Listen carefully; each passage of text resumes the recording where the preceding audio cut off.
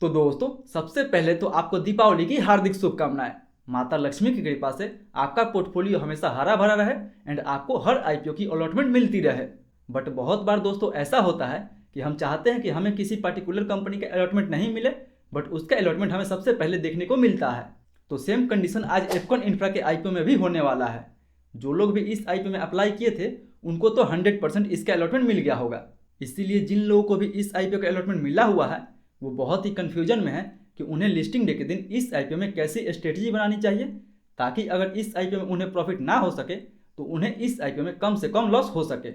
तो दोस्तों अगर आपके मन में भी सेम यही कन्फ्यूजन है तो ये वीडियो बिल्कुल आपके लिए है, क्योंकि इस वीडियो में हम लोग इस आईपीओ के हर एस्पेक्ट के बारे में डिस्कशन करेंगे और ये देखेंगे कि हमें इस आईपीओ को होल्ड करनी चाहिए या फिर लिस्टिंग डे के दिन ही इस आईपीओ को सेल करके निकल जानी चाहिए। तो आप बस इस वीडियो के अंत तक बने रहे ताकि आपको इस आईपीओ में क्या करनी चाहिए उसका एक बेटर व्यू मिल सके। तो फिर चलिए बिना आपका समय गंवाए सीधा वीडियो में आगे बढ़ते हैं और सबसे पहले बात कर लेते हैं इस आईपीओ के लेटेस्ट जीएमपी के बारे में। तो दोस्तों अगर बात करते हैं इस आईपीओ के लेटेस्ट जीएमपी के बारे में तो ग्रे मार्केट में अभी इस आईपीओ का कोई डिमांड नहीं चल रहा है। जी हाँ दोस्तों, ग्रे मार्केट में अभी इसका डिमांड फ्लैट बना हुआ है, यानी ना ही इस आईपीओ का डिमांड हमें माइनस में बता रहा है और ना ही इस आईपीओ का डिमांड हमें प्लस में बता रहा है। यानी जहाँ पे ये आईपीओ ओपन हुआ था वहीं पे इस आईपीओ का हमें लिस्टिंग देखने को मिल सकता है।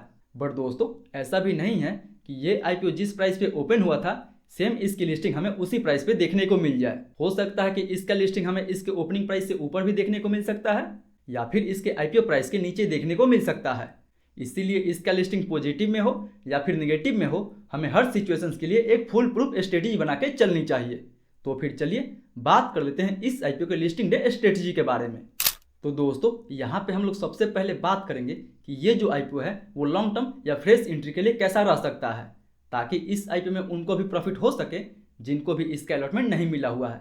यानी क्या जिस किसी ने इस आईपीओ में अप्लाई नहीं किया था, क्या उन्हें लिस्टिंग डे के दिन इस आईपीओ में फ्रेश एंट्री बनानी चाहिए या फिर नहीं बनानी चाहिए। तो दोस्तों नो फैक्ट की ये कंपनी जो है वो काफ़ी अच्छी है, क्योंकि कंपनी के ऑर्डर बुक में इंटरनेशनल ऑर्डर बुक भी है एंड यहाँ पे नेशनल ऑर्डर बुक भी है। यानी ये जो कंपनी है वो इंटरनेशनल लेवल पे भी इंफ्रास्ट्रक्चर बनाने का काम करती है। बट अगर दोस्तों इस आईपीओ का करंट वैल्यूएशन देखें तो इस कंपनी की जो पी रेशियो है वो ऑलमोस्ट 37 के आसपास है। एंड वहीं दोस्तों इस सेक्टर की leader company Larsen and turbo का अगर पी रेशियो की बात करें तो उसका भी पी रेशियो ऑलमोस्ट 36 के आसपास है, जबकि इन दोनों के मार्केट कैपिटलाइजेशन एंड रेवेन्यू में जमीन आसमान का हमें अंतर देखने को मिल जाएगा। सो ये कंपनी तो लार्सन एंड टर्बो से छोटी कंपनी है, बट ये जो कंपनी है अपना वैल्यूएशन लार्सन एंड टर्बो की जितना मांग रही थी, इसीलिए इसके जीएमपी में हमें कोई डिमांड नहीं देखने को मिल रहा है और ना ही इसमें हमें उतना ज़्यादा सब्सक्रिप्शन भी देखने को मिला है। यानी इस आईपीओ को मैक्स टू मैक्स 2.5 गुना के आसपास तक ही सब्सक्राइब किया गया है।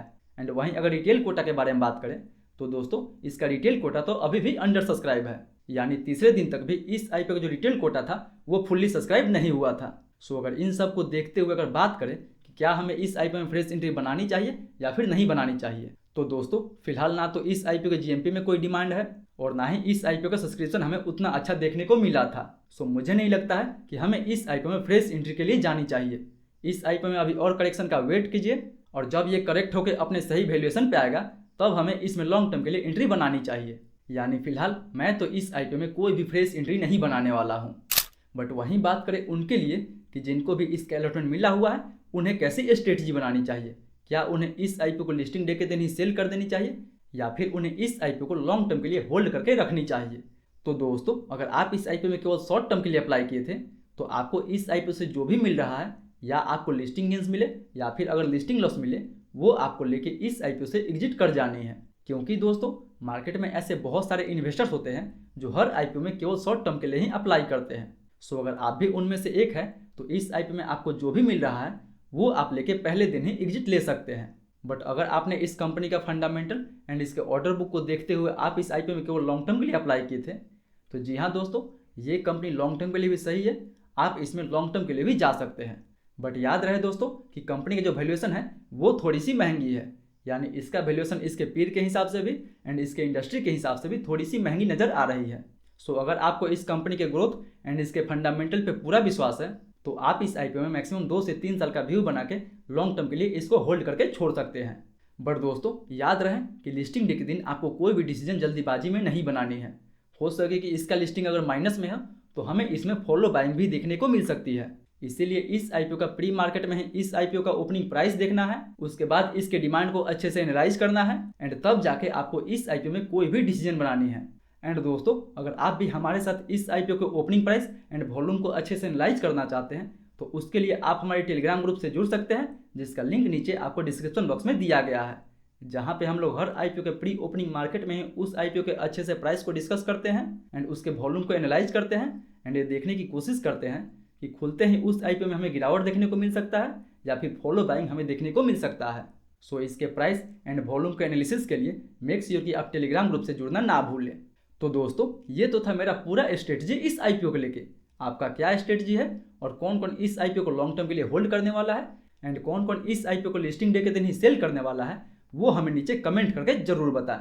तो आई होप दोस्तों आज का ये लिस्टिंग डे स्ट्रेटजी आपको काफ़ी पसंद आया होगा। अगर वीडियो पसंद आए तो वीडियो को लाइक करें, चैनल को सब्सक्राइब करें एंड जो भी आपका सवाल है वो दोस्तों नीचे हमें कमेंट करके जरूर पूछें। मैं कोशिश करूंगा कि आपके कमेंट का 20 मिनट के अंदर रिप्लाई दे सकूं। फिर मिलते हैं अगले वीडियो में, तब तक के लिए सेफ इन्वेस्टिंग।